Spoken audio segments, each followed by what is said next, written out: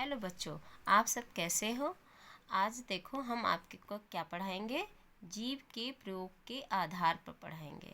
बच्चों, हमने जो आपकी पिछली कक्षाएं ली थी उसमें हमने आपको बताया था स्वर के भागों के बारे में। स्वर कितने भागों में बांटा गया है। स्वर को 3 भागों में बांटा था। जो एक क्या था, बनावट के आधार पर। दूसरा क्या था, आपका उच्चारण या मात्रा के आधार पर। और जीव के आधार पर। आज हम आपके सामने जीव के प्रयोग के आधार पर हम आपको बताएंगे कि कैसे जीव के आधार पर स्वरों को बांटा गया है। इसे आप लोग याद करने की आवश्यकता नहीं है, इसको समझ के करिए तो आप कभी भूलेंगे नहीं इस चीज़ को। जैसे हमने क्या कह रहा है, जीव के प्रयोग पर, तो हम पहले तो इसको जीव बना लेते हैं। ठीक है, ये सब आपको पता होगा कि ये जो क्या है, आपका अग्रभाग है। ये क्या है, अग्रभाग है। ठीक, और ये क्या है, आपका मध्य भाग हो गया। ये आपका मध्य भाग हो गया। और ये क्या है, आपका पश्चिम भाग। देखिए बच्चों, आप इस तरीके से पढ़ेंगे ना तो कभी आप भूलोगे नहीं, इसे रटने की ज़रूरत नहीं पड़ेगी आपको। अब आपके ये जीभ के आधार पे ये स्वर देखिए कैसे बढ़ते हैं। देखिए, ये आपका आगे का भाग हो गया, ये मध्य भाग हो गया, और ये पश्चिम भाग है। सबसे तो आप तो ये याद कर लीजिए, ये मध्य भाग है ना आपका, केवल इसमें क्या आएगा, केवल एक स्वर आएगा। कौन सा, आ। केवल एक स्वर, यानी कि केवल एक आएगा। तो इसको आप इस तरीके से याद करिए कि आ जो है आपका एक केवल स्वर जो है मध्य भाग है, तो आ तो हट गया आपका।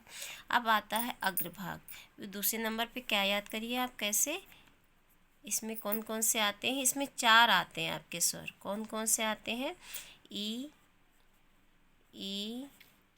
ए और आए। जैसा कि यहाँ पे देखिए लिखा हुआ है, ई, बड़ी ई, ए, आए। क्या अग्र स्वर की क्या परिभाषा है, जिन स्वरों के उच्चारण में जीभ का अग्रभाग काम करता है।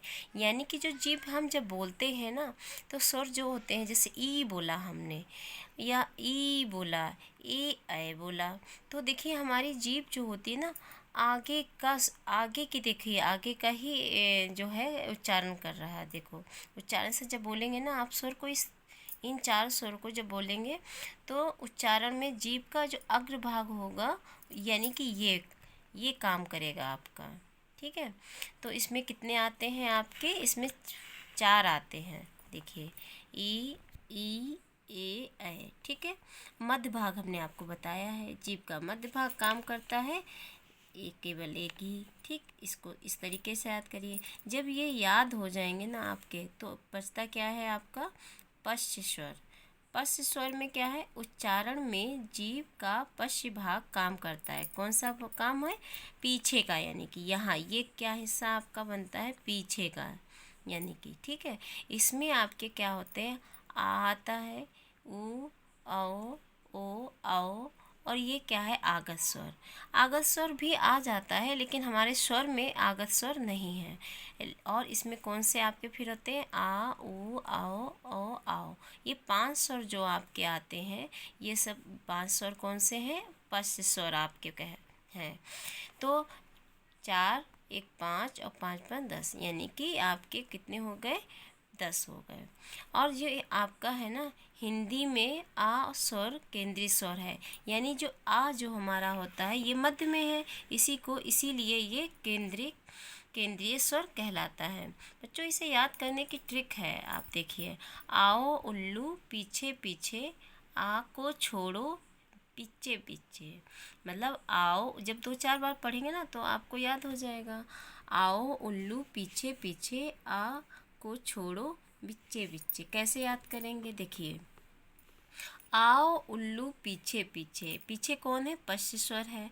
इसमें देखिए आ आता है, आ, ऊ, औ हो गया। उल्लू का मतलब है ऊ और औ हो गया, और ओ का मतलब ओ आओ हो गया। ठीक है, आगा स्वर ऐसे याद कर लीजिए। ठीक, अब क्या कह रहे हैं, आ को छोड़ो, यानी कि आ को छोड़ दीजिए। अब बचा के हमारे पास पीछे पीछे, उसके बाद जो बचते हैं ना वो सारे आपके कौन से हो जाते हैं, अग्रस्वर को है।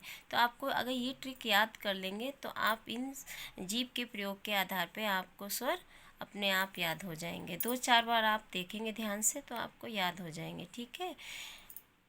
और हिंदी में आ जो होता है ना, केंद्रीय स्वर होता है, इसीलिए कहा गया क्योंकि मध्य में होता है, इसीलिए आ को है केंद्रीय स्वर कहा जाता है।